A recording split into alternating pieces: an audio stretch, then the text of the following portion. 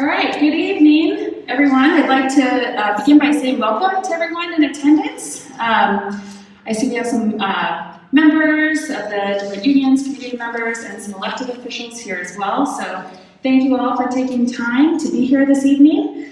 I also want to thank the candidates for being here tonight, and thank you for running. We appreciate your willingness to serve our school district. This forum is being live streamed through the LEA Facebook page, so our wonderful folks who are part of our exec board over there will be helping us with that, so thank you over there. I'm Lindsay Buck, and my pronouns are she, her. I'm the president of the Lawrence Education Association, the local affiliate of Kansas NEA, and the National Education Association. Our mission is to advocate for education professionals and to unite our members, Kansans, and the nation to fulfill the promise of public education to prepare every student to succeed in a diverse and interdependent world. Our vision is a great public school for every student. Howdy, I'm Tatiana Younger, my pronouns are she, hers, and I'm the interim vice chair for the local classified union called Personnel Association of Lawrence. And we work with the nationwide union, the Communication Workers of America. PAL-CWA is a union of classified staffers in Lawrence Public Schools fighting for dignity and decision-making power in our workplace. We are organizing to transform our public schools into the schools our students and communities deserve. As we are fighting for a full liberation for all people, and we are working to create an education system rooted in disability justice, economic justice, anti-racism, and queer and trans liberation, and a vision of a world where all beings can thrive. As you can tell, we're just as nervous to be up here as some of you might be.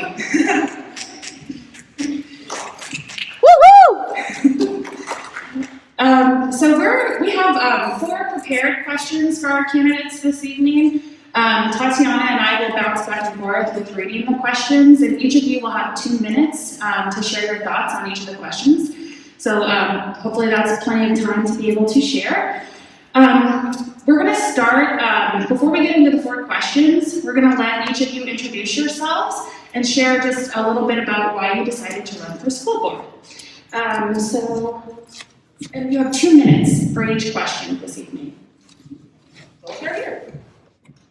Hello, my name is G.R. Gordon-Ross, current school board member. Lived in Lawrence for about 25 years.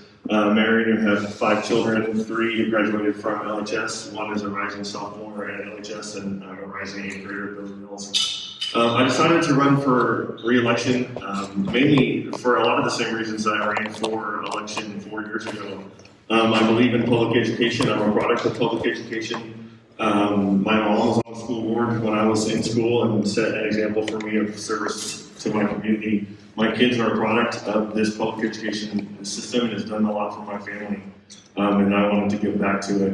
In the last 4 years, we've done a lot of great work in this district. We've accomplished a lot of great things, hiring Dr. Lewis, working with the policy committee and passing our equity policy, and a lot of other things. But I feel like that there's still work to do. I feel like with the experience that I've gained over the 4 years that we can continue to move that work forward, and that's why I chose to run for re-election.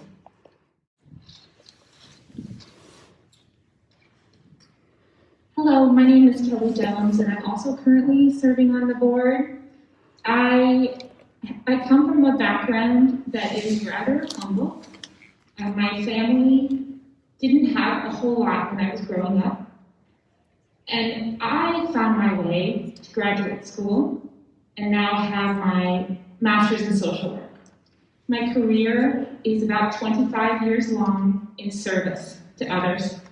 I've worked in all spaces that you might be able to imagine a social worker being. One of my first jobs was in an alternative education setting, working with kids who were otherwise marginalized.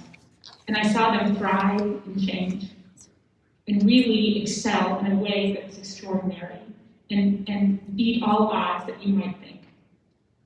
My mother, when she was my age, had much less than I have now at the same age. I understand that public education transformed my life and it transformed the lives of the kids that I served. So I'm willing to spend another 4 years doing this after one of the hardest years of my life. As I know, it was one of the hardest years of yours.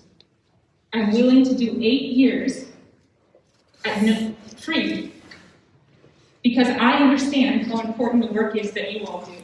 And I want to be part of the solution for the things that I have been working against and in favor of the entirety of my career. Good evening, my name is Travis Tozer. Thanks for the invitation for hosting this. I'm running for school board for 2 reasons. One is that with my family being in education, my partner being in education, I have a pretty good background, pretty deep passion for it. It may sound pretty low-key about it, but that's just who I am. The second reason I want to run is I feel like my background as a field service engineer would come in pretty handy and be very applicable to this sort of forum.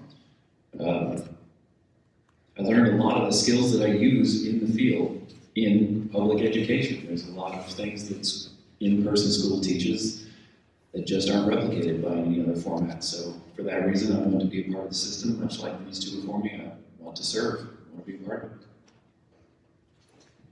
All right. Hi. My name is Emerson. I'm also running for school board. I would tell you, just first of all, that if it wasn't for public education, I would not be where I'm at. Public education was just my way out of poverty.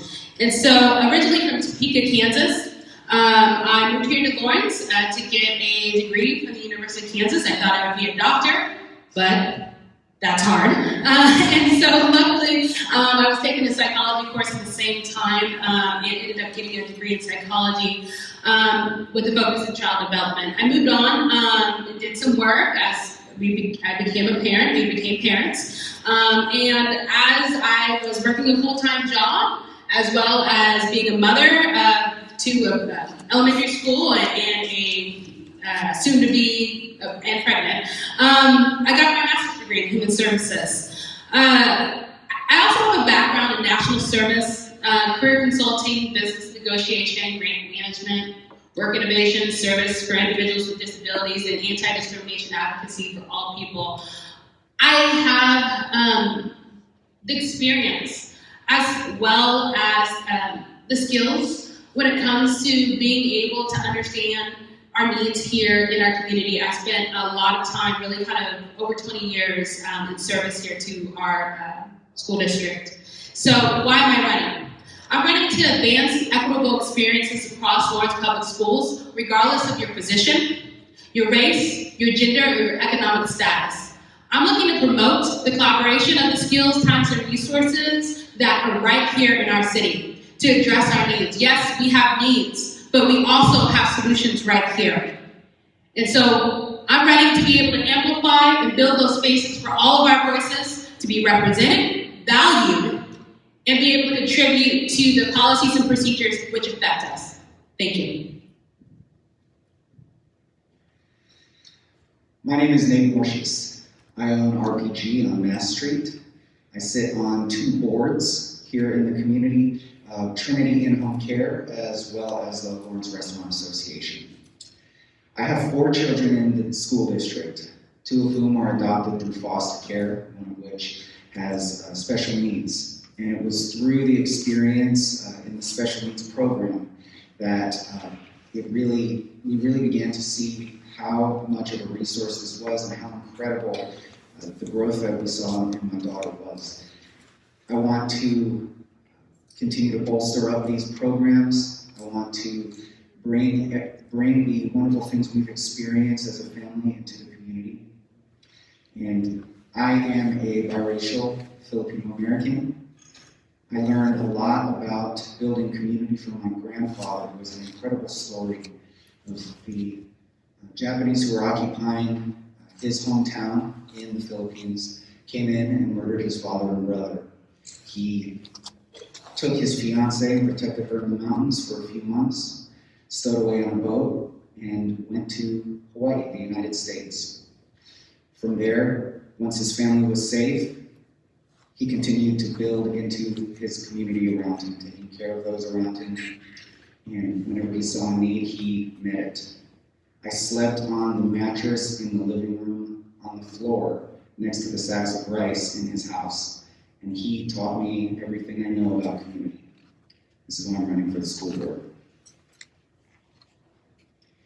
Thank you so much, and I appreciate all of you sharing your stories. And I'm really excited to be on the stage with all of you, some pretty amazing candidates. My name is Elizabeth Stevens. I am a Lawrence native. I grew up here in Lawrence, and went to a private school in elementary, and then went to public school for the rest of my public school days. I was a student that had faced some adversities as a kid, and that really made focusing on education difficult. So due to that, I really believe in the lived experience. I believe in the power and the value of the lived experience, and understand that in order to achieve true diversity, we have to diversify our governing structures. And that means that there needs to be some systemic change. We have to really diversify those governing bodies across all areas. So race, education background, socioeconomic background, everyone's voice truly deserves to be heard.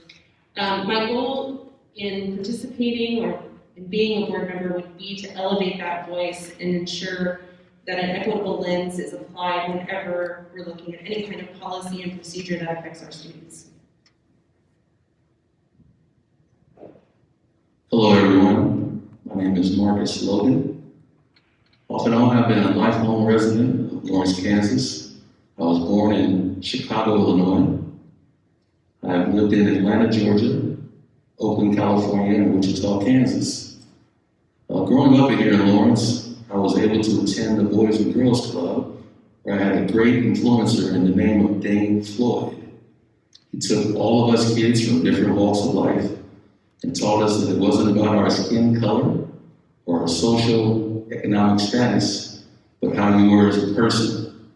This is translated into my adult life, as I am now sitting on 3 boards for the city and 3 subcommittees, all of which I was selected and elected by my peers because they saw something in me that I didn't see in myself.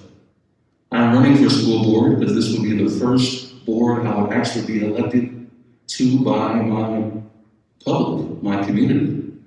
And I really want to represent all of the deprioritized and historically excluded children of our community. It's a great thing to sit up here among all of these wonderful candidates and explain our stories and to tell us why we all want to be on the school board, but I think it's time for someone like myself, a local person, to represent the local people of this community. And I would really appreciate your vote. Thank you. Hello, everybody. Andrew Nussbaum. My pronouns are he, him. I love the mission statement, vision statement of LEA and PAL-CWA. I'm a member of LEA, and I've been fighting alongside PAL-CWA over these last 3 years, especially against great barriers and pressures and pushback and gaslighting from district leadership. I'm running because I'm an educator, a public educator, special education teacher, a social justice educator. I'm running because for far too long, our district leadership has cared more about PR than people, compliance than community, how they look compared to how staff and students actually feel. I'm running because a lot of people up here on stage, especially incumbents, talk about equity a lot, but can we describe it? Can we define it? Equity is not happening in our district, let alone justice. I'm running because I believe that our classified staff not only deserves a living wage, but also more of a voice in decision-making and dignity. I'm running because as a therapeutic special education teacher, I've witnessed multiply marginalized students in my classroom be pushed out, destroyed, and devastated from our school district, as our school district tokenizes them and says that we're doing so well, look at our students.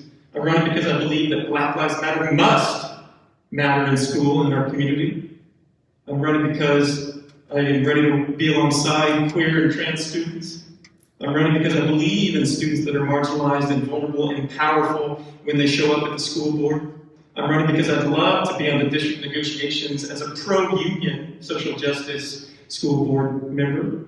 I'm running for many reasons, and I'm also running for the exact same reason why I'm not working in this district anymore. Thank you, Andrew. Man, you're awesome.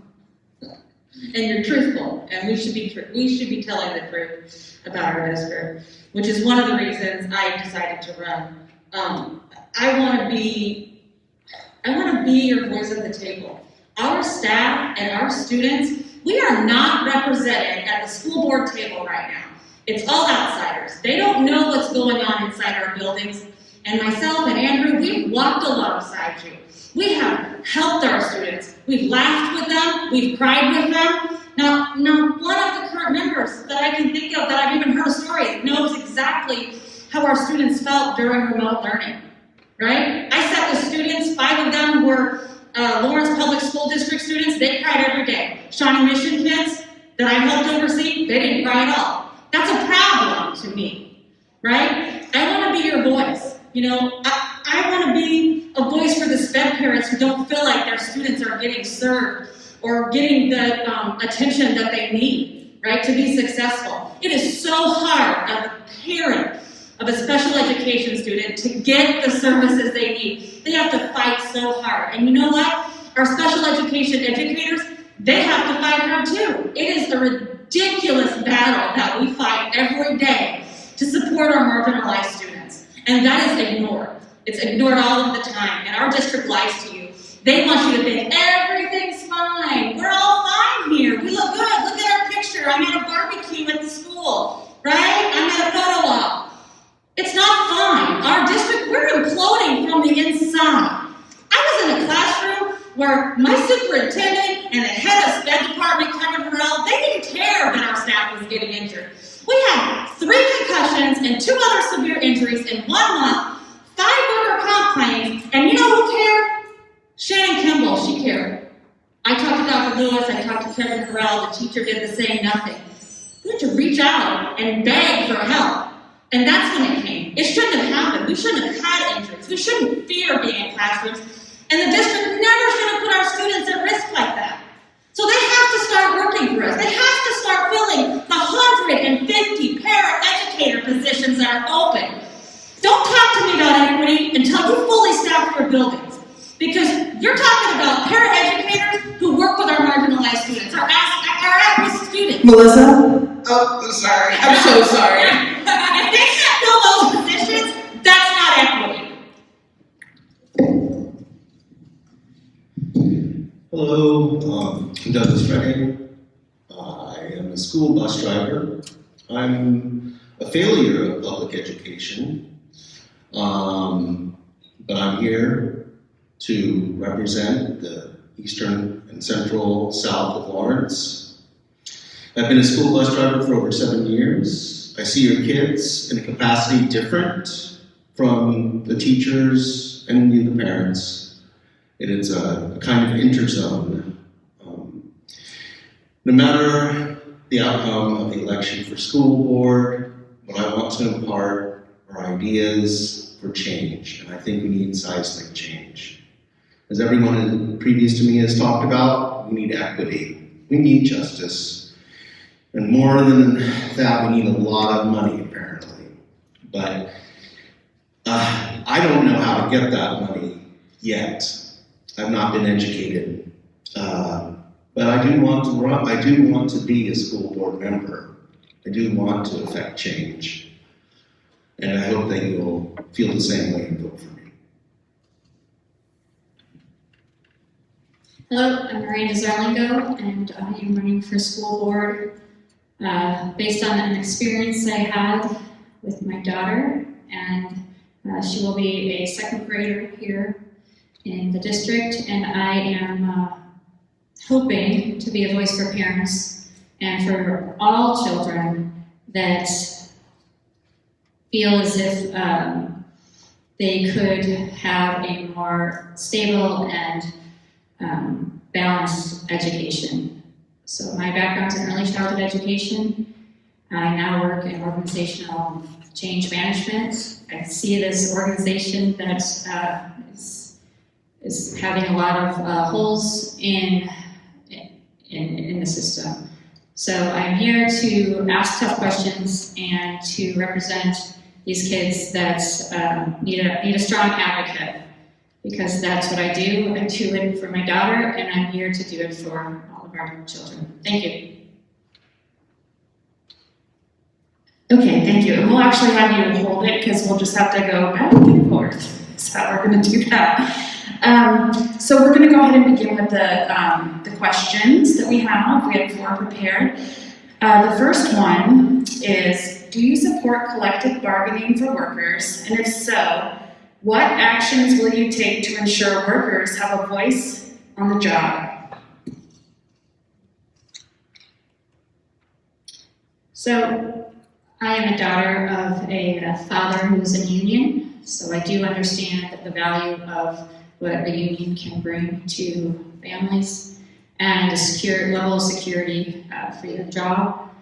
There are certain positions that having a security is necessary, and I know in schools and with teachers, and it adds another layer of a voice for them. I will say in my personal life, this is not something that I like advocating for myself.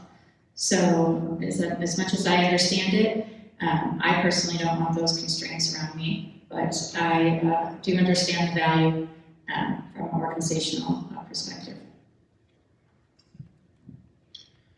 I'm in Teamsters 696. I'm very fortunate to belong to a union, driving a school bus, and I am so happy that you all have unions now in the school, because Kansas is a right-to-work state, and it is damned hard to be in a union in this area.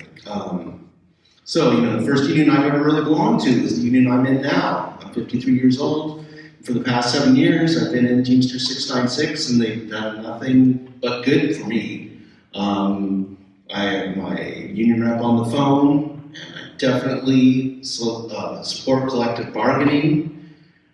I know that there's a lot that we need to do with our unions, and we need to remain in close contact with our representatives in the unions. And I'm just so happy that we have them. And yeah, I support collective bargaining 100%. I absolutely support collective bargaining. In fact, I've been fighting for, bargaining rights with this district for a while now. As a paraeducator, I was a member of PAL-CWA. I was an executive board member. I was a key organizer. And man, I'm so proud of my union brothers and sisters for pushing through and getting this done. Man, it was a team effort, and I'm just, I may not be a paraeducator now, but I will always stand in solidarity with you. So I will always fight for better wages. And it's not just about wages when it comes to collective bargaining, but our educators and our paraeducators and all of our classified staff, we have zero respect from the district leaders. And I think that's one of the main things that's really important to remember, is that we are not valued by our district. And that is shameful. So yeah, I support collective bargaining. I would do everything to be on the district side of the bargaining committee to, be right there beside you saying, yeah, no, we can't go any farther until we figure out how to pay these people more and how to give them respect and give them a life that they deserve so that they can properly take care of our students. So absolutely collective bargaining. I'm going to interrupt real quick. There was a request from our video team. If you could please say your name again before you answer. I think it's hard to kind of see from that far away where we're recording. So just maybe repeat your name, please. Thank you. Andrew responding here again. Yes to collective bargaining. Yes to unions. Yes to unions having a more radical core, where the wisdom on the margins of the unions and the wisdom on the margins of the students they serve leads the praxis of how those unions interact with the institutions they work in.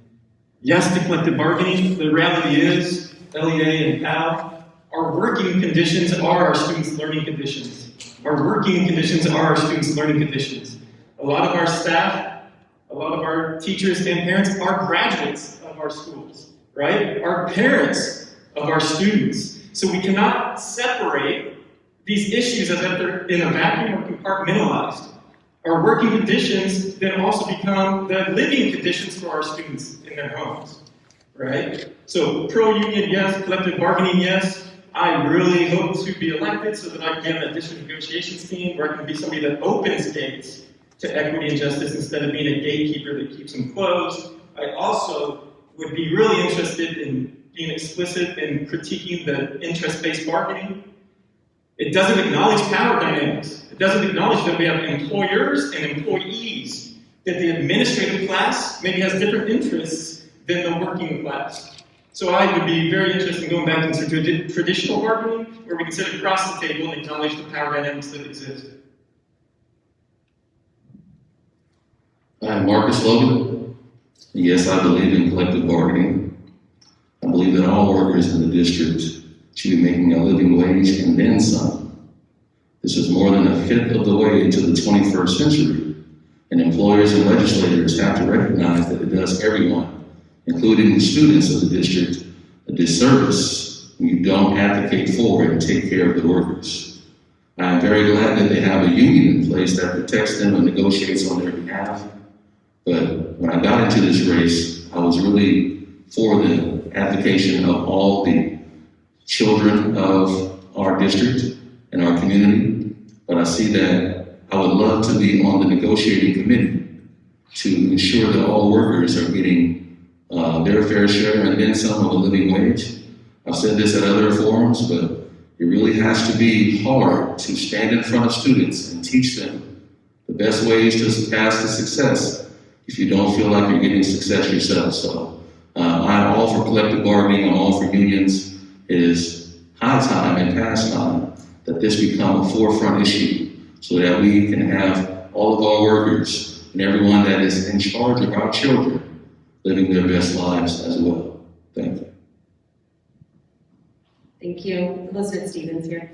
So yes, I support collective bargaining. I think that in order for collective bargaining to be successful, those of us who may be on the school board, it really requires open-minded, active listening with sincerity. So those components really can make or break a discussion and a negotiation. So looking at opportunities to exercise those skills while also reaching out to those who may or may not be associated with either of the unions, and getting their thoughts and ideas too, but being accessible and keeping an open mind and being sincere about what it is that we want to do.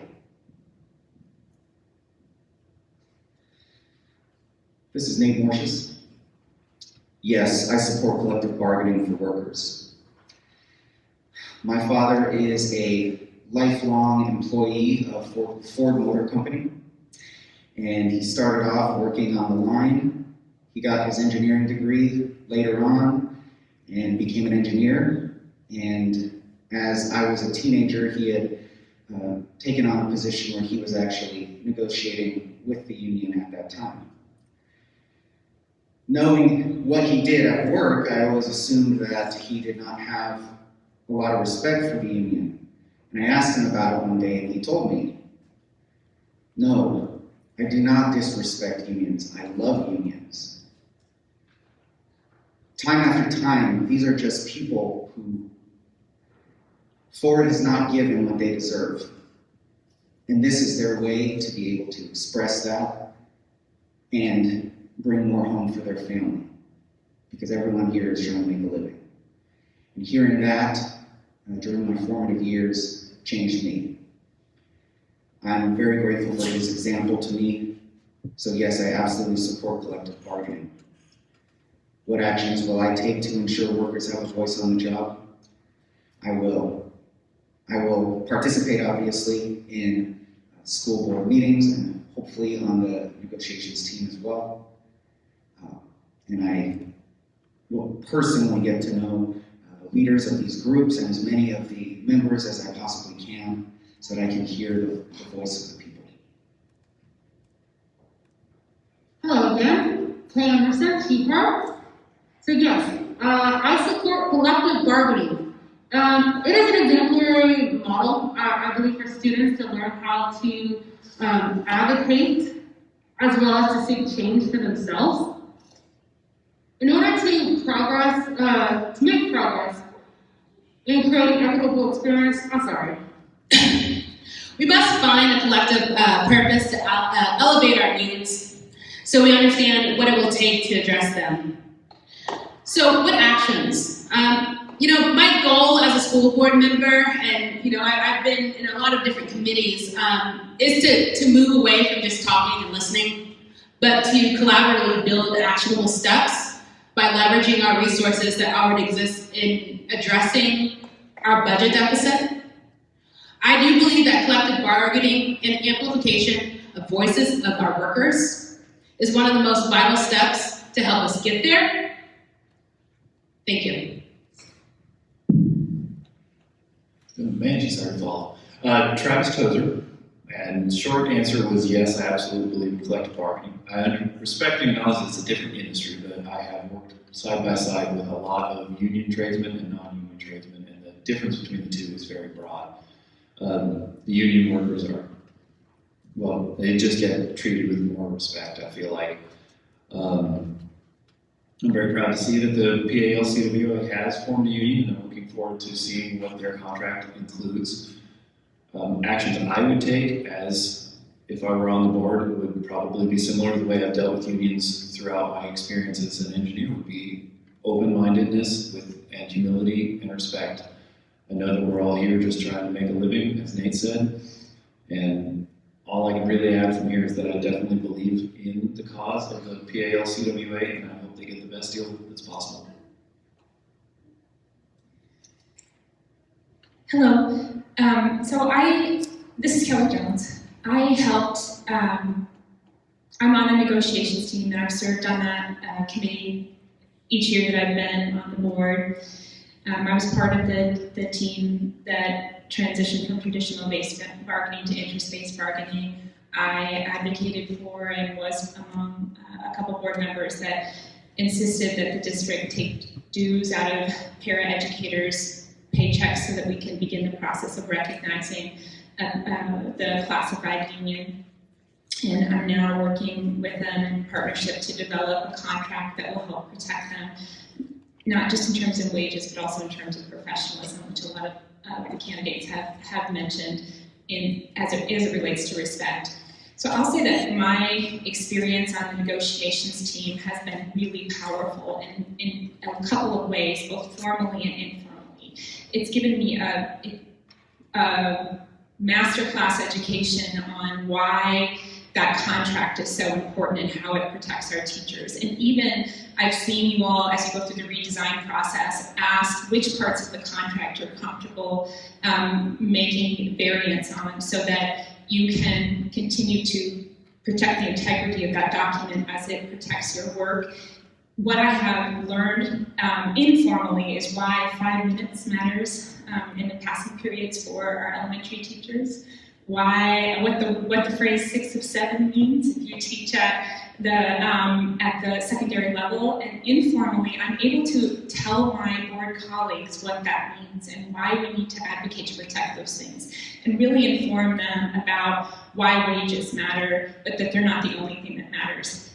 So I have really appreciated being able to serve with that leadership, and there's very few decisions I make on the board where I don't actually call leadership at a union and ask, how can I do this better, or what am I missing?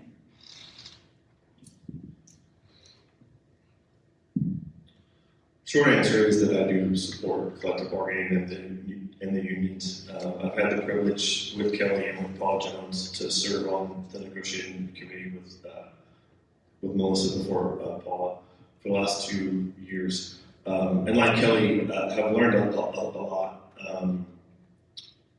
Was also part of the transition from traditional bargaining to interest-based bargaining. And what I find particularly powerful about interest-based bargaining is the ability for both sides to start the process by laying out their interests, and all those interests end up at the table, and then collectively, as a collective body, not as two independent sides, we talk about those interests collectively and decide how we're going to solve them collectively.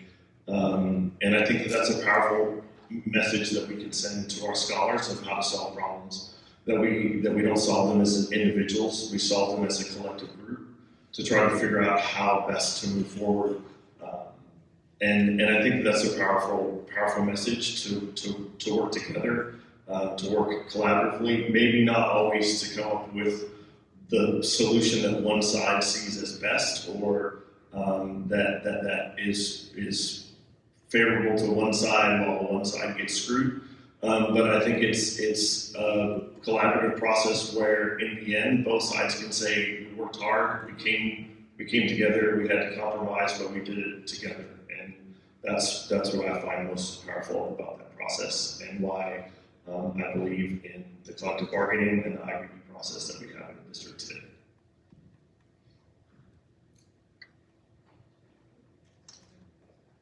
Okay, I always do this check-in, my bad.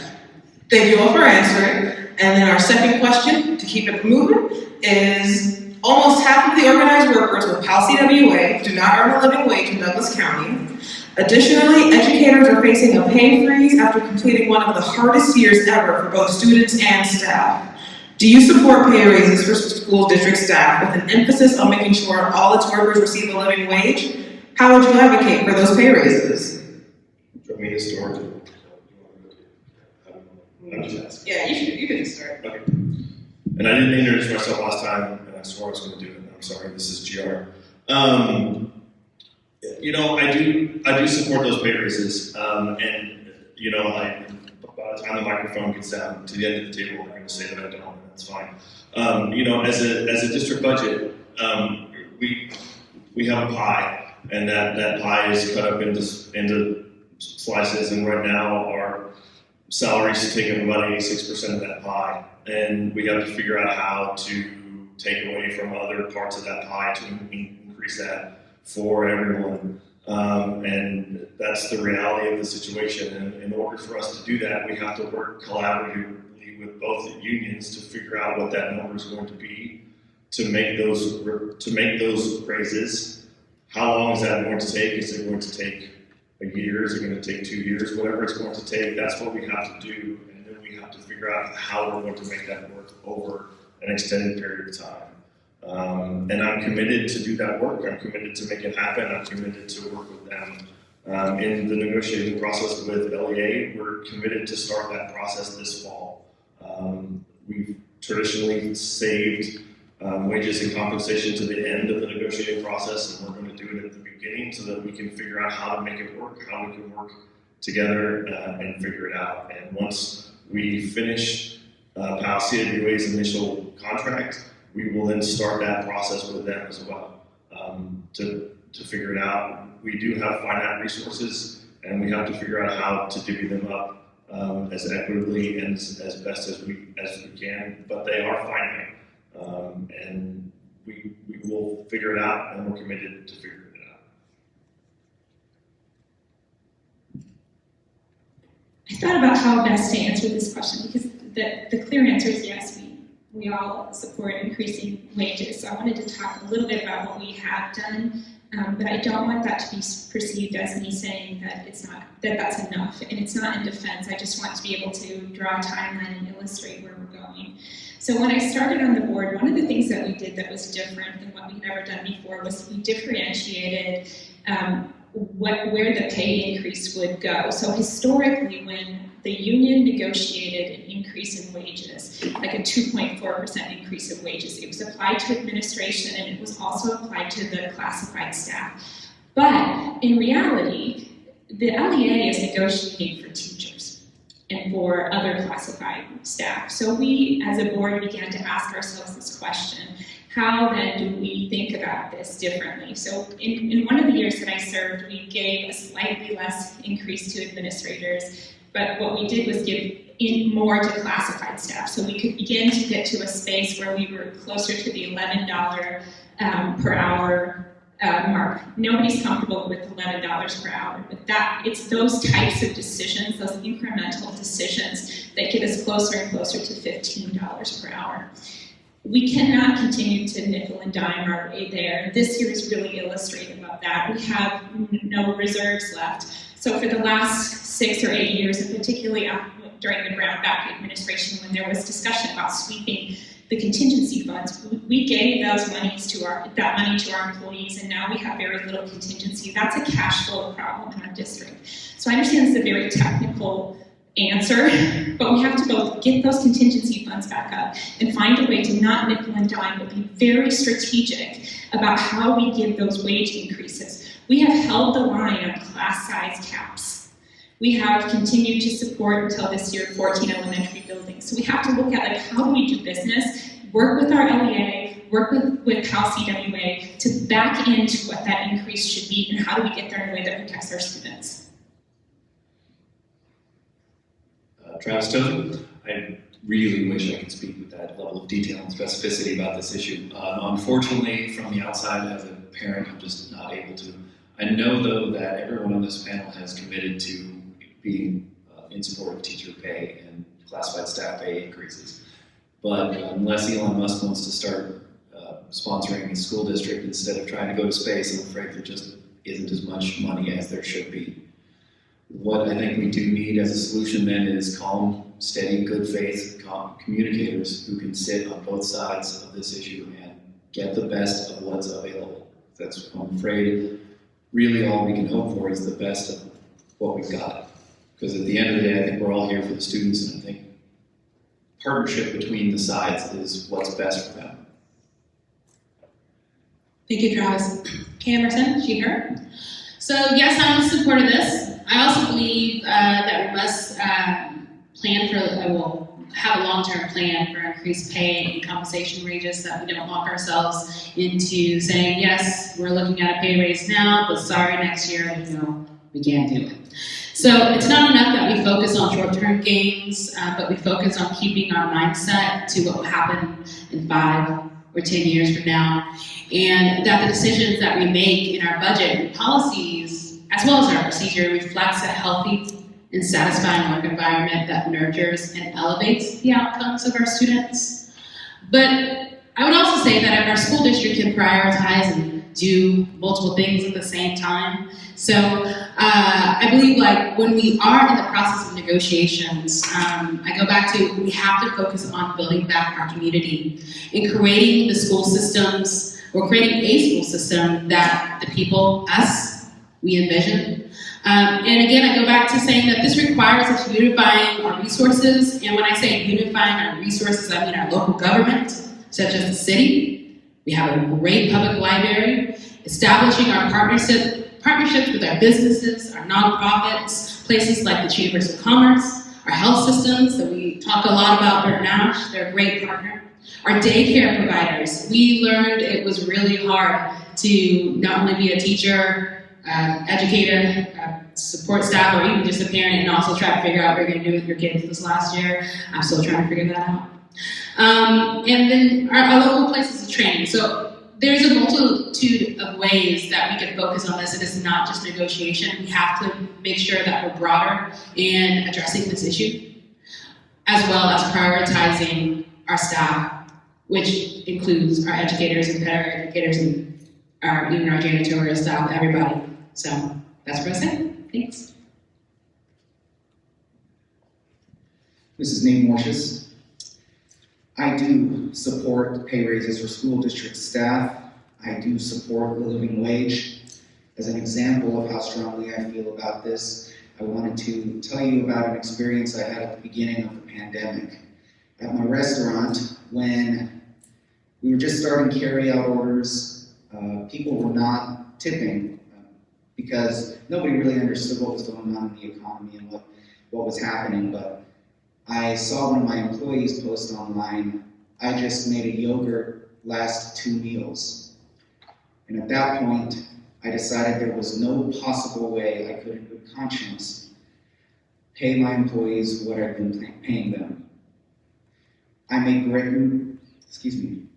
great personal sacrifice to ensure that we move forward with a new plan to pay all of our employees $15 an hour minimum. This is an example of how strongly I feel about living wages. And what would I do to advocate for these pay raises?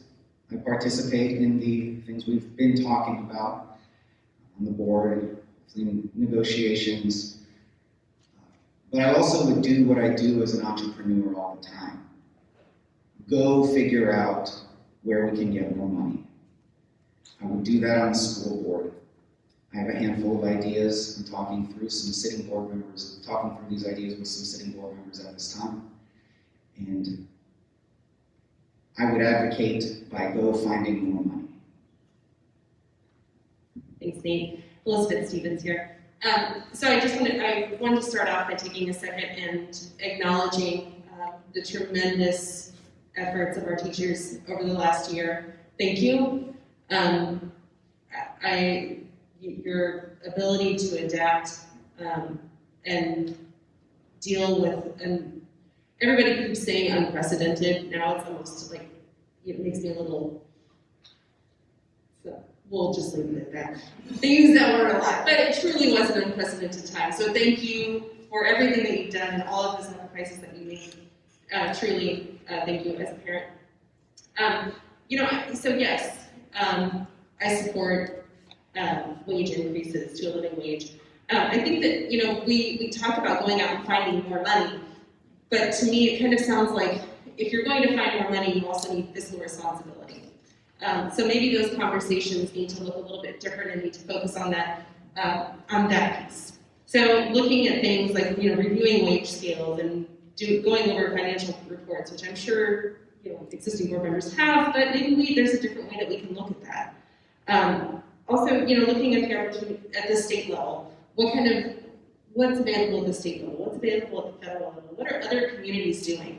Shawnee Mission, what are they doing? Eudora Elementary, there's been a couple of, I've heard stories of teachers going and teaching in Eudora. What are they doing that they're able to, and how can we apply some of those things here? There's lots of opportunity. Are there, I guess, all of these things take time. So we're talking about going through this process and finding out how to increase wages. Meanwhile, our support staff and our teachers are feeling the brunt of that. So what can we do to fill that in the meantime? Is there a relief fund that we can put together? Is there, what can we do to help meet the need that's there now?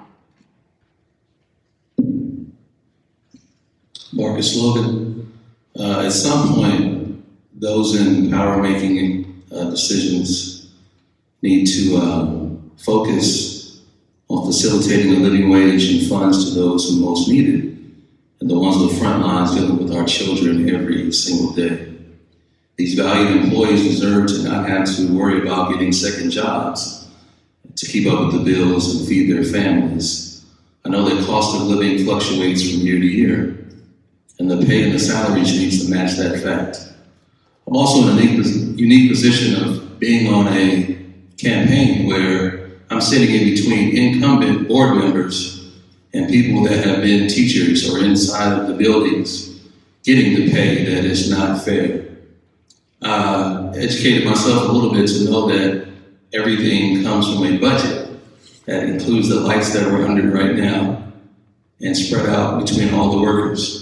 So I'm very glad that negotiations that began between the PAL and CWA, so that eventually, hopefully sooner than later, they can come to a very substantial upward climb to get people that are out doing the best things for our children every day to be comfortable in their own skin and going to work.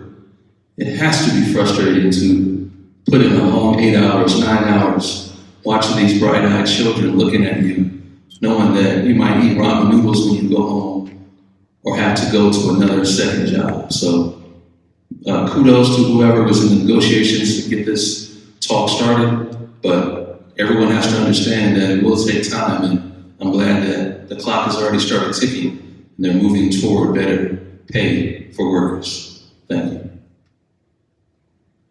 Thank you. Andrew Nussbaum. Oh, I'm getting frustrated up here. I admit, first, it's been a hard day for me intimately and my family, and professionally. I'm guessing a lot of you out there, educators, LEA members, PAL members, are frustrated to hear over and over again, it seems to me, the same messaging from current school board members as if they're the advertisement team, the PR team, the commercials for district leadership. Whew. I heard terms like nickel and dime, incremental decisions.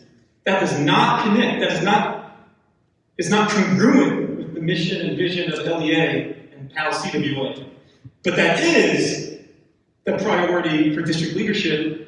At what point are we finally going to have some school board members that every single time, consistently and constantly and critically say, I am pro-union over and over again? What work are we doing until we have a living wage? What work are we doing until we acknowledge that equity is not just a word, but it's about redistributing power. It's about redistributing resources. It's about redistributing access and decision making. Earlier, somebody talked about a pie. It's a problem if we have a pie, and some people get 6 figures all the time on that pie, and other people just get 1 or 2 bites. We gotta stop talking about a pie, unless we're gonna have that pie be equitable and shared amongst the people, especially the people actually working with students. How are we gonna work on pay raises? Heck yeah, pay raises. We're going to acknowledge we're top heavy. We're going to stop expanding and creating new positions for 6 figures that are consultants for people that actually work with students, because the people working with students don't have enough support around them. If we pay them well, if we hire them and actually having so many openings, we won't need the consultants, the coaches, the facilitators. Whew. I'm getting frustrated. I'm guessing there's a lot of people in this room that have been frustrated this last year and long before COVID. Melissa Clissold. I took my mask off because I kept fogging up my glasses. I was so mad. I was steaming. First, I want to say, if you want to know the truth about what's going on in bargaining, you can watch the PAL-CWA bargaining sessions online. If you don't know how to get there, most people watching and are sitting here know how to get a hold of me. We can get you the link. You know, it's a public link. Watch them. I won't have to be calling our school board members out. You'll be able to see the truth, right? Pay freeze, that term. Last week we learned from Kelly that our district has a cash flow problem. I agree. Our cash flows into the wrong pockets instead of going directly into our classrooms where it belongs. It's ridiculous. They talk about $11 an hour. No, that's not acceptable. Really? It's been acceptable for these 2 school board members for the past 4 years. It became unacceptable when PAL-CWA and LEA got together and started saying, hey, maybe we should pay a livable wage and we can fill our 150 paraeducator positions, right? Don't let these school board members or this district fool you into thinking our problems were caused by the pandemic. They were not caused by the pandemic. They were there before. The pandemic was just able to shine a light on where we fall short, and we fall short in a lot of places, right? The thing that I'm going to do, how am I going to invoke this change? Well, let me tell you, from the very first time I decided to run for school board, from the very first forum, I talked about a livable wage for all staff. The only reason Andrew did it in the first forum is because he wasn't there, but he's also talked about a livable wage for all staff. So you know what's happened? Because I've helped create the narrative, it's changed the narrative here on the campaign trail that each candidate is now talking about a livable wage for our staff. And you know what? I'm making change already, and I'm not even elected yet. Thank you, Melissa. My name is Douglas Redding. As far as the living wage goes, it's difficult to make a living wage in this town. $15 an hour is good, it's not enough. A lot of the time you'll make a decent wage, but not enough hours. But I wanted to start with talking about my 15-year-old and my 11-year-old over this past year. It became apparent that the teachers working through Zoom are going through daily. We're going through daily. I don't think heroic does justice to what they had to go through. I could tell it was torture. Every time I get on Zoom myself, and that's only for an hour or two, I find it excruciating. But they did so well by my two children. They did incredible things for my 15-year-old. He flourished by this pandemic, whereas my 11-year-old, he needs to be face-to-face in school with people every day outside of the home. Every kid is different, and they should all get the best education they can. I don't know how we can get enough money to pay for the teachers. The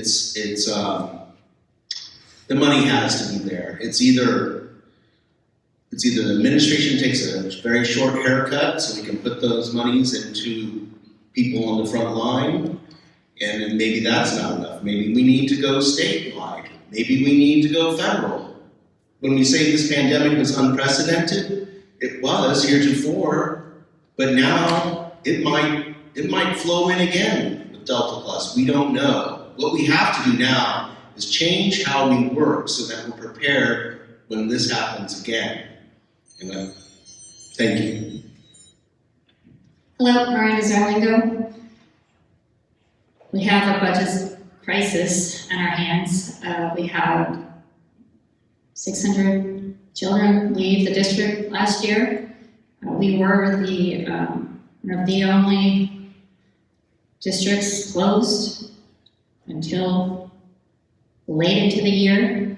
We have students that struggled by that. We have parents that struggled by that.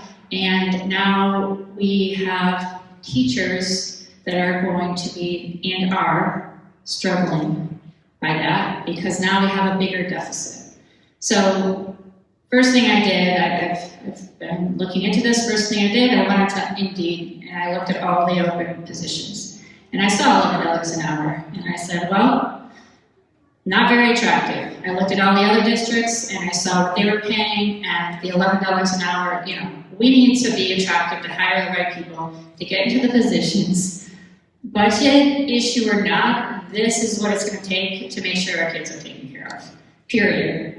So that's a hot button for me. I mean, I just don't think it's very satisfactory. So I would just start there, make sure that there's a team in those schools to support our kids. We have a lot of positions that need to get hired, but we need to critically look at which positions we must have and which positions are, nice to have. And the same thing with programs in the district. I grew up in a community that had such economic issues that they cut all programs, all music, gym, everything. And so when that happens, no one wants to move into the community.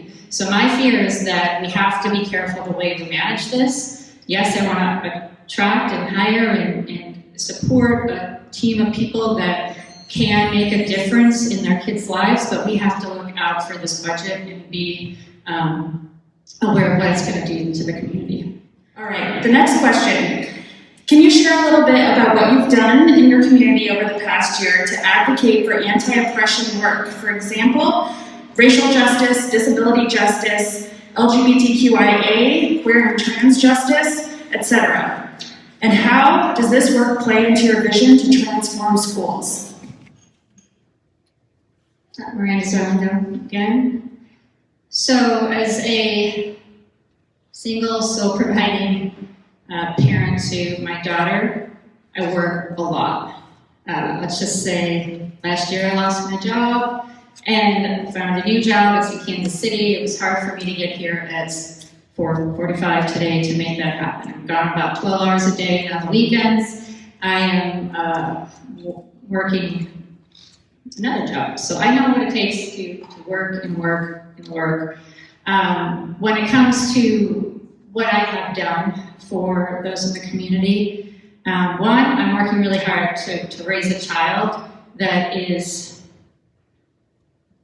kind, generous, compassionate. So that's my number one job, over the job that I can do. The other things that I do are definitely more on an individual basis. Last year, there was a woman, single mom in our community that was really being suffocated with legal fees and really trapped in the system. I paid off her legal fees, I enrolled her in college, and paid for her books. So these are the things that I do, and it's going to come on much more of an individual level. But I will say I'm sitting here right now to be an advocate for anyone that needs a little extra push, a little extra incentive. It's just who I am, but it's always going to come as often, as frequent as I can with the resources that I have. Thanks.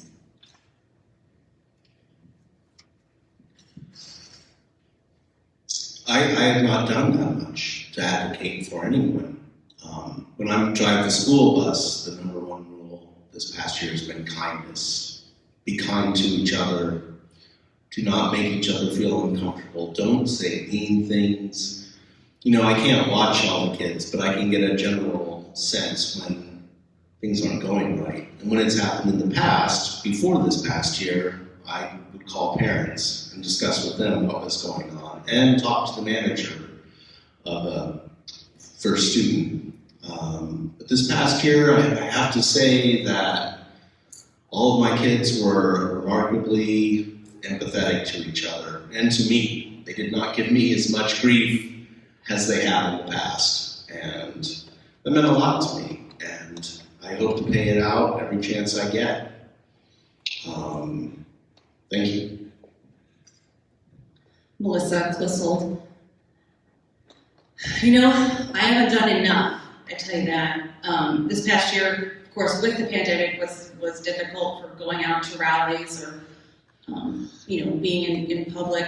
And my year was primarily focused on organizing PAL-CWA, which I was excited to be affiliated with CWA because one of their priorities is fighting for LGBTQIA rights, right? Legislatively, like that's something that CWA, that's part of their mission, and one thing that I'll miss being able to do as a cheer coach, because as a school board member, I can't coach still. Don't tell my cheerleaders that, they will want your parents to vote for me. Those relationships with students, I can't tell you how many students have come to me, struggling in different areas, and we've been able to talk through that. My social media over the past year has been strong, let me tell you that though. I get a lot of criticism for it, but also it has sparked deeper conversations regarding so many issues, One thing that I have been doing is, I have been fighting for racial justice, mainly on social media or when I'm talking to people in general, but, I've been calling for cops to stop killing Black people because Black Lives Matter, right? And now that the pandemic is done, I am so glad that, I can join rallies, I can do more. But no, I haven't done enough, I'm not gonna lie. I haven't done enough.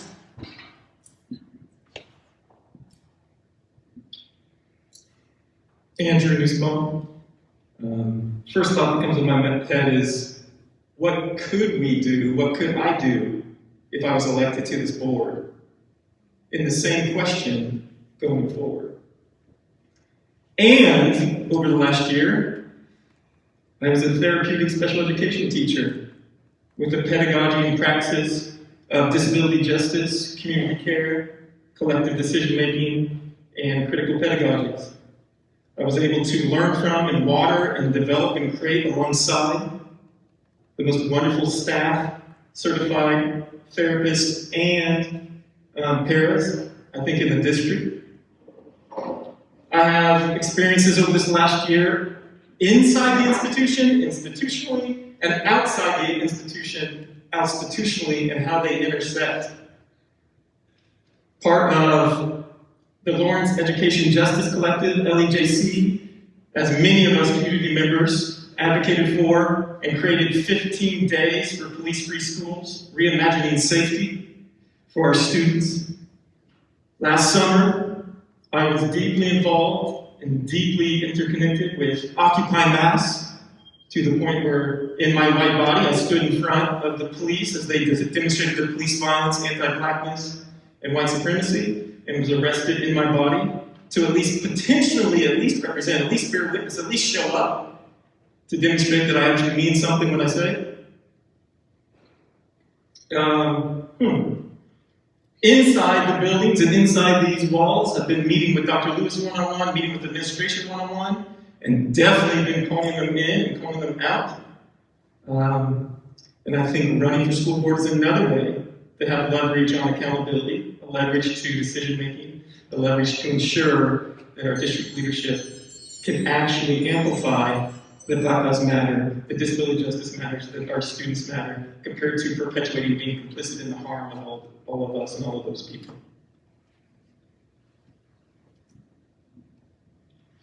Markus, Logan. The past year has been tough, getting around to see people and be in their presence, but somehow, some way, I have still been around people of different walks of life. As you can see, I'm the only one who looks like me up here.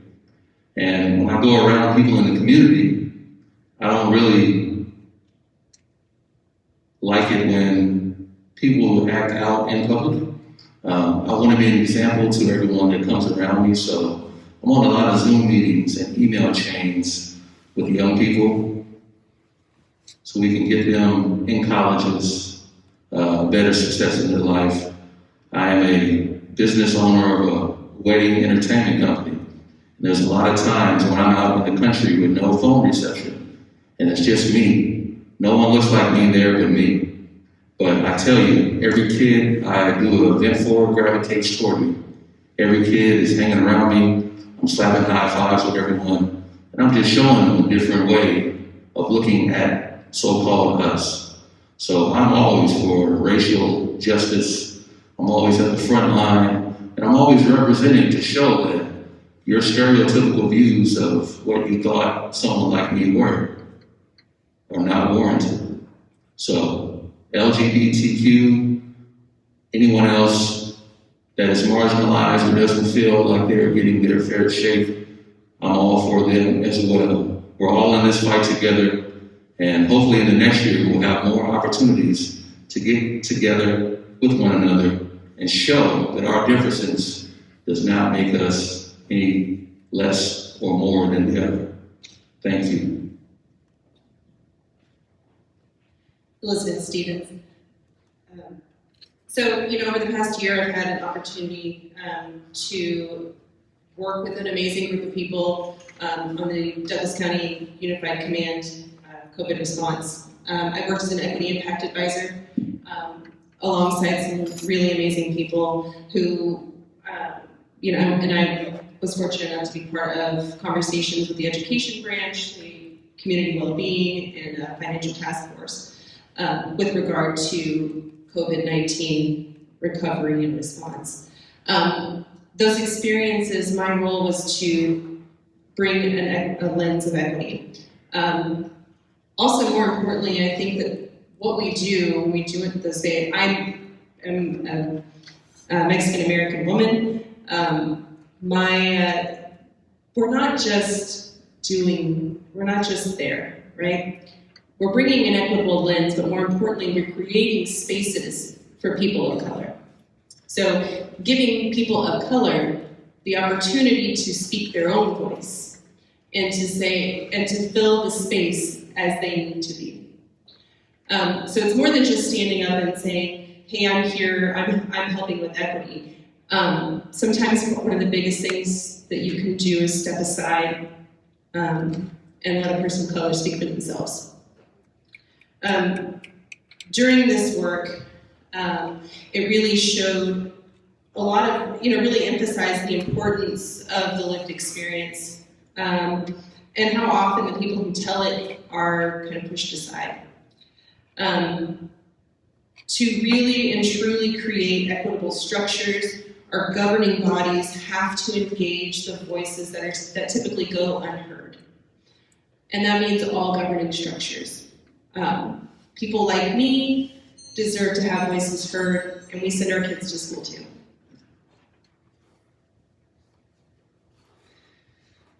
Morsches.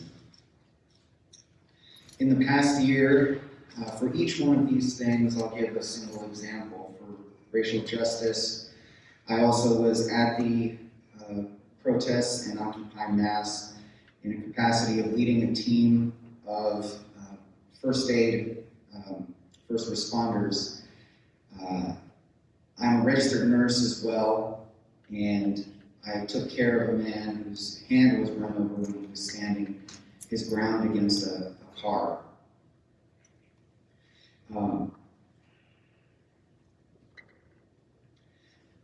As far as disability justice, I have joined the board for Trinity In-Home Care, which provides in-home care for people who have disabilities in Douglas County.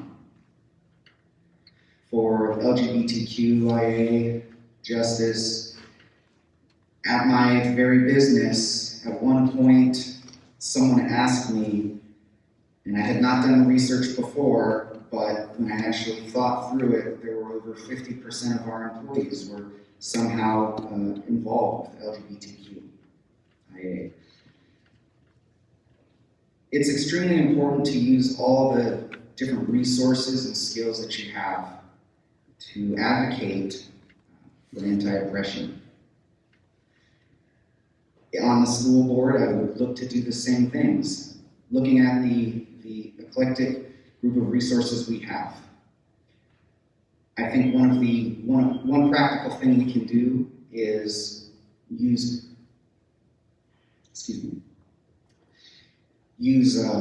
early targeted recruitment for STEAM programs, giving young children an opportunity to get into these programs at an early age, headed for a good direction for the future.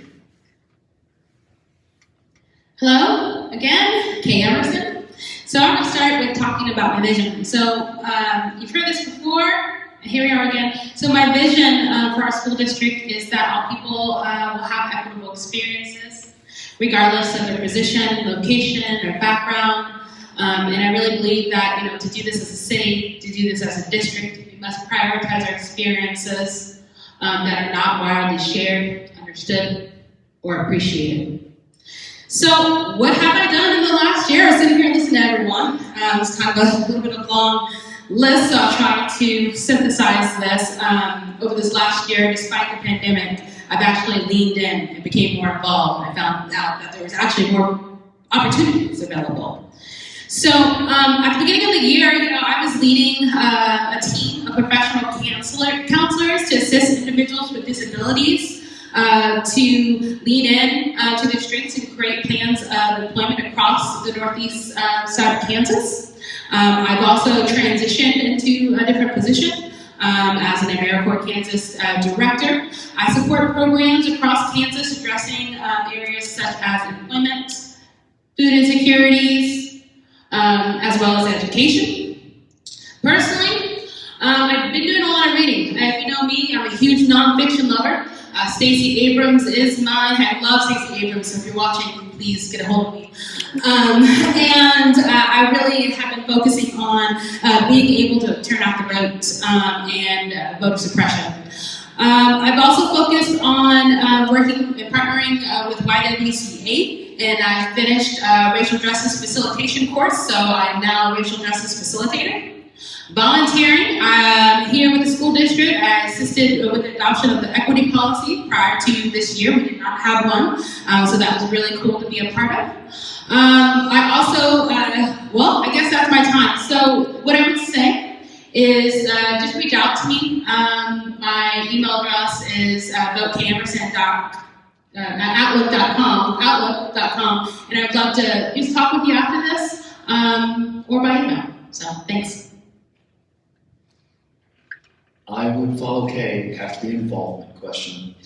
Unfortunately, my list is not as long or prestigious. I admit that I have not been as involved as I really should have been. It's easy to fall into the trap of being the single parent and just stay in your lane and take care of your kids and do your job. I traveled quite a bit, so I spent a lot of time in between jobs at my home.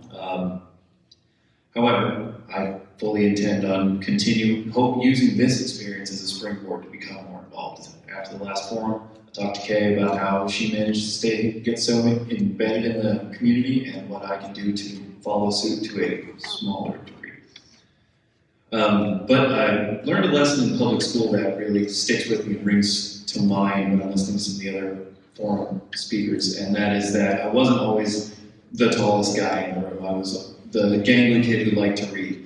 And I do understand what bullying is. And when I did fill out, I became the guy that stood up for those who couldn't. And I maintained that stance throughout my adulthood. And anytime I see injustice, it just pisses me off. So I believe in standing up for those who can't.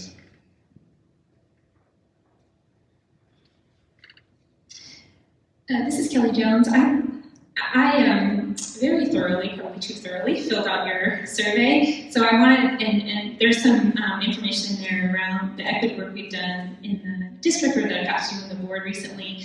And I wanted to take this opportunity to talk a little bit about what I do in my job and what I do in my family, my personal life that maybe you all don't see. It feels a bit performative to make this list, but I want to show how the work on the board mirrors other parts of my life. So in my job, I also teach, probably not as well as you all do, but in my classroom, I try to work in terms of creating an inclusive classroom, and I have taken and had the opportunity to study that, and my faculty in our department has a mission related to anti-oppression and anti-racism, so I get to work closely with scholars in that arena and learn from them. And then also I have a very heavy administrative component of my job, and in that work I've recently been looking at what are our hiring practices. Am I doing a good job of recruiting folks that are both representative of our students but also are able to stand point as it relates to our mission around anti-racism.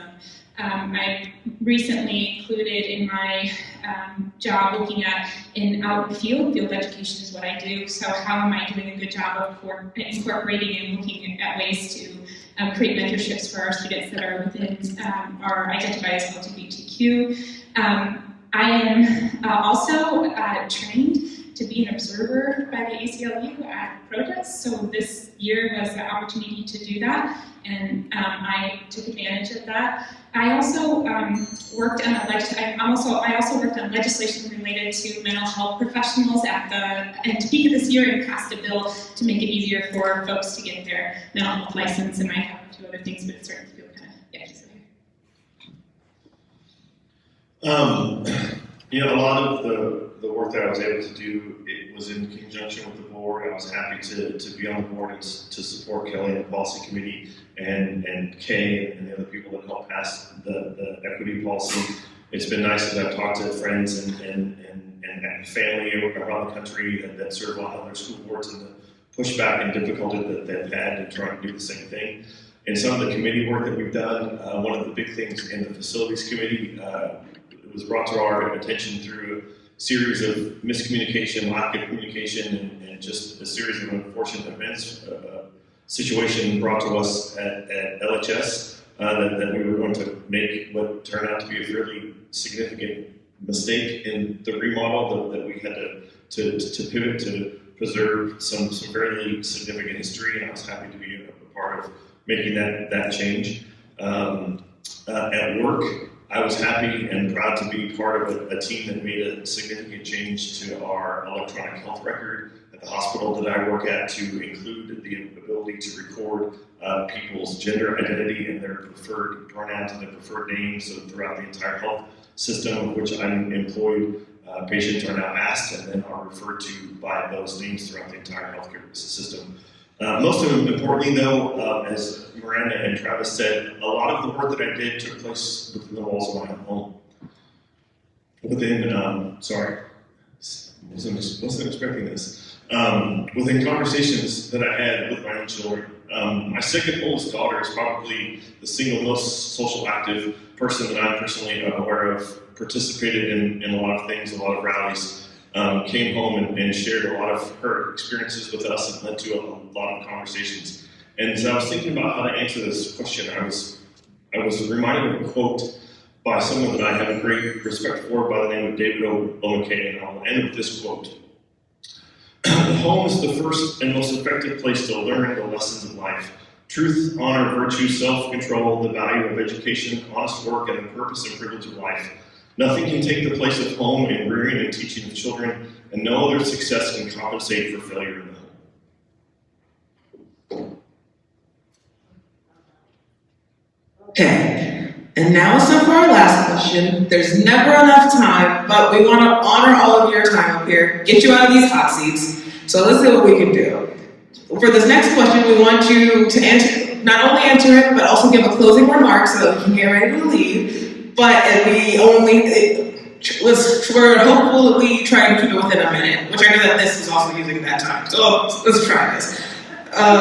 So question 4. Share with us how you specifically supported schools, the district, and or the community so far, such as PTA, communities, or committees, etc., and how would you bring this experience to your role on the school board, and then your closing remark. So outside of my work on the board, I've been active in the district since my oldest daughter was in kindergarten. Served on PTA, served on site councils, had kids play in various sports, been involved in those sports. I've been on various school trips. For anyone who is familiar, I was on the infamous Lawrence High Band trip to Florida where everybody got sick except me because I was a health officer and I was smart enough not to touch anyone, and have been actively involved. I'm actively involved in the Boy Scouts in Douglas County. I have done that for years. I've served as a scout leader. 2 weeks ago, was in New Mexico with 8 scouts and 3 other adults. We hiked 70 miles. My family's involved in harvesters. We're just an active family in the community. That's just who we are. That's what we do. As far as a closing statement, I'll circle back to how I started. I believe in public education. I'm a product of public education. Again, I don't know where this is coming from. I believe in public education. I believe in what it can do, and I believe with experience and knowledge comes power and the ability to continue the work that we've started.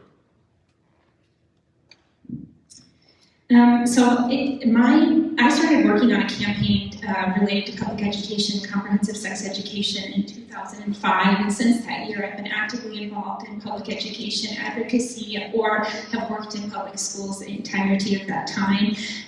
There are other things that I have done outside of serving on the board. I helped get out the vote for both bonds. I served on the district-appointed community work group related to the elementary school facilities. One of my favorite things I've done is I helped organize 2 quarterly farm-to-school lunch events, which was really exciting and led to me serving for about 4 or 5 years on the Lawrence Farmers Market, which I do not regret. I have in my life also, I am the president of the Kansas Council of Social Work Educators. Can you believe I'm the president of something else? Like, where's my time?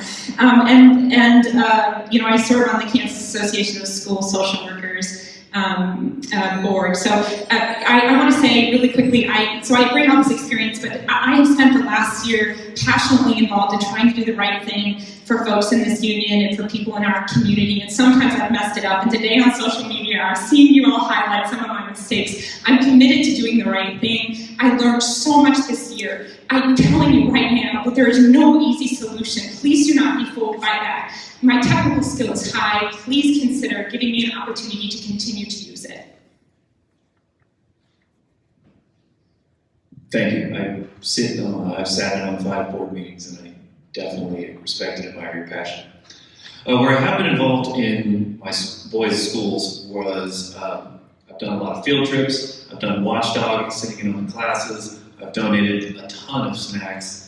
I started a smaller than I wished it turned out to be fundraiser for COVID cleaning supplies for New York Elementary. What that taught me is that the best way to understand the school system is from the ground level.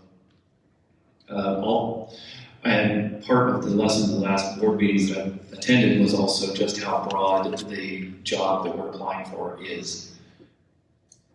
And that's the work I'm excited to do. I plan to bring a seasoned, pragmatic, and steady voice to the board. I'm a problem solver.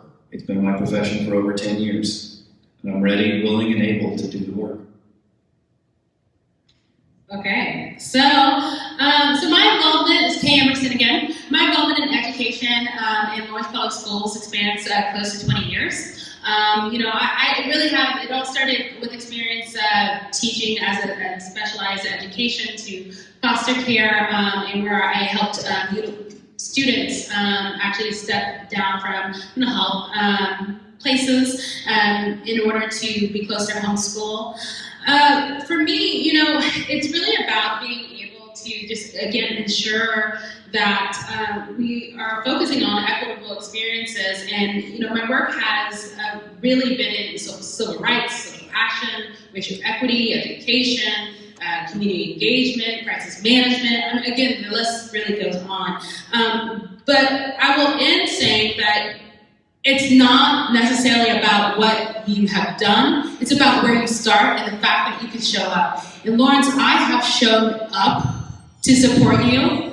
And so when you vote for Kay Emerson, remember that you're voting for opportunity, access, and choice. And I'm here to do the work. Thank you.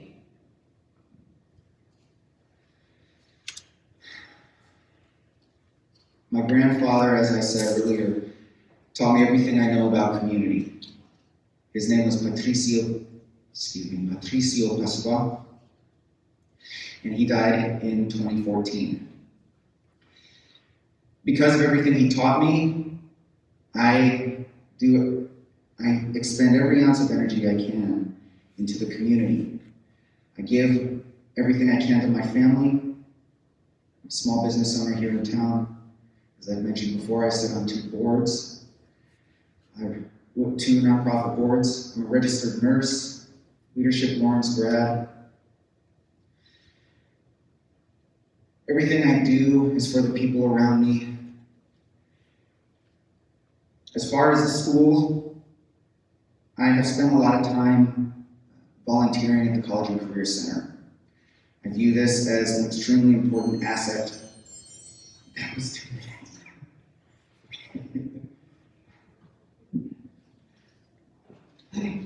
Hi, Elizabeth Stevens. So I am the mom of 4. So my involvement with the school district is, it goes back a ways, right? So I've done the field trips, I've done classroom snacks, and all of those awesome things.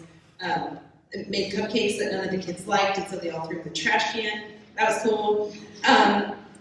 But here we are.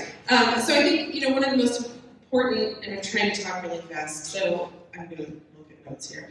I worked as a case manager not long ago for some kids. I was a case manager for kids with SED. And there were many, many times that I went into schools and helped a student who was in crisis. I've seen the outbursts, I've seen the tears, I've seen the frustrations of the kid who really just wanted to be okay and wanted to be able to participate in class, but struggled. Advocating and prioritizing these students that live in the margins is critical to the well-being of our community as a whole. Making those kids a priority means that we have to facilitate an environment for our teachers and our paras to be able to meet their core needs and give our kids what they need as well and the attention that they deserve. Markus, Logan here. I know I'm sitting up here in a hot sweater vest and tie in July. I usually smile a lot. I'm a big kid. I've worked with all schools, grade school, junior high school, doing events. And I've worked a lot with one of my favorite arms of school is the Boys and Girls Club, doing events. One thing you should know about me, I'm running as a person of color myself, but I want the students and families to know that I'm running for school board to allow them to see someone that is local doing this on their behalf. We need a continued focus and improvement on equity for all students, and those that have not felt as though they have had a voice, or saw any hope to have a more concerned focus on social, economic, and racial justice can look at me as a picture of progression. I thank you all for coming out tonight and listening to me. Once again, it is hot up here in this sweater vest and tie, but I'm Markus Logan, remember that.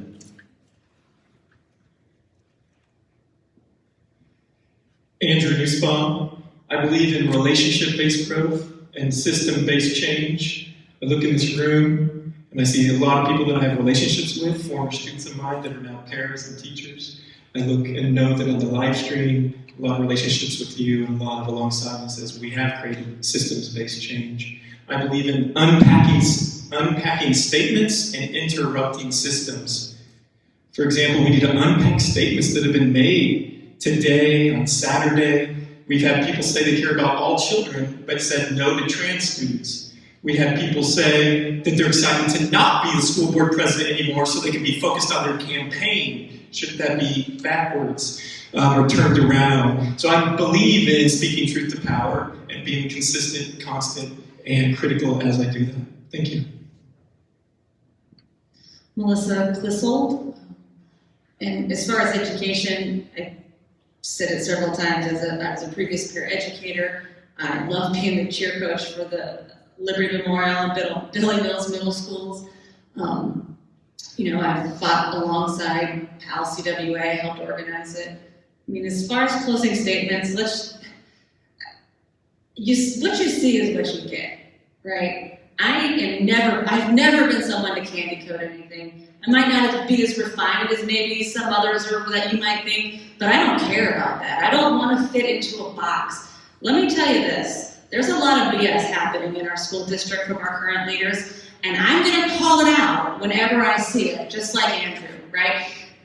We need to tell the truth. Our district is not okay. It's not this pretty picture, right? We have 150 paraeducator openings, yet we say we want equity. Okay, not filling those positions, I don't care what equity statement you pass, it's not going to work unless you start actually doing it. We need to stop giving lip service, and that's something that I'm going to make sure happens.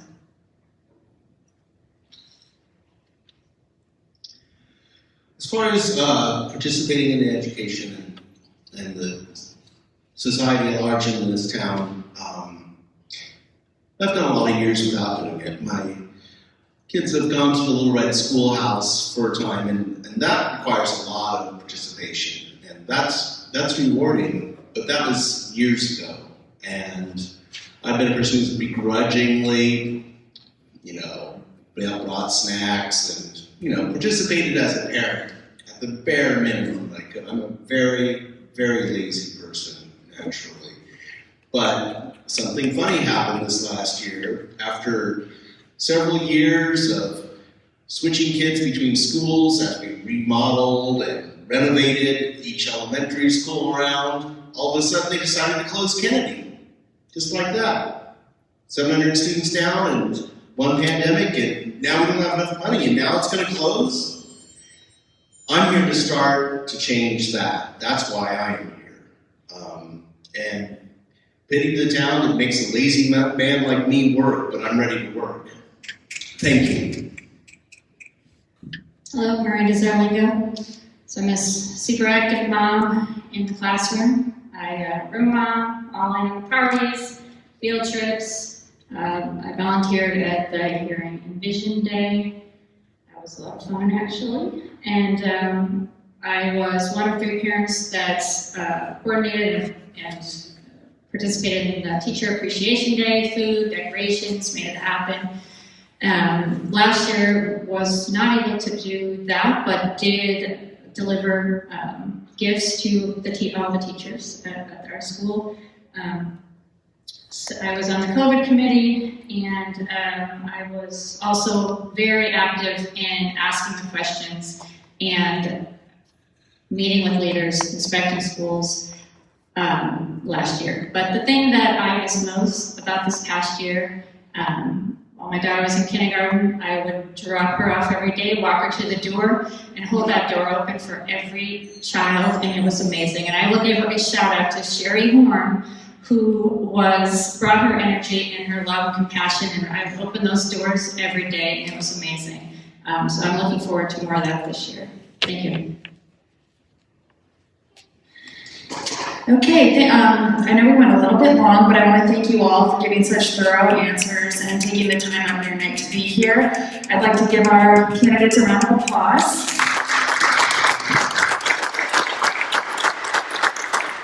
I also want to just share that the first day for early voting is tomorrow, so make sure you get out and vote for the primary, and then also for the general election in August. August 3rd is primary. November 2nd is the general election.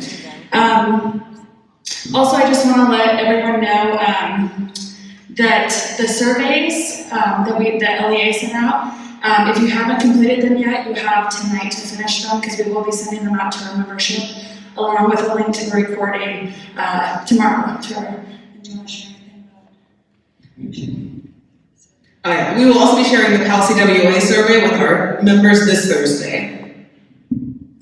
And just combined between the two associations, we represent over 1,300 staff in the district, so this will be going to a lot of staff. Also, I want to just let everyone know that our union siblings at Frito-Lay and Topeka are calling for solidarity tomorrow on the picket line. They're striking due to unfair and dangerous working conditions. So if you're able, please join them tomorrow at 11 a.m. at 4200 South Topeka Boulevard. Thank you all for coming out tonight. I appreciate it. Have a good evening.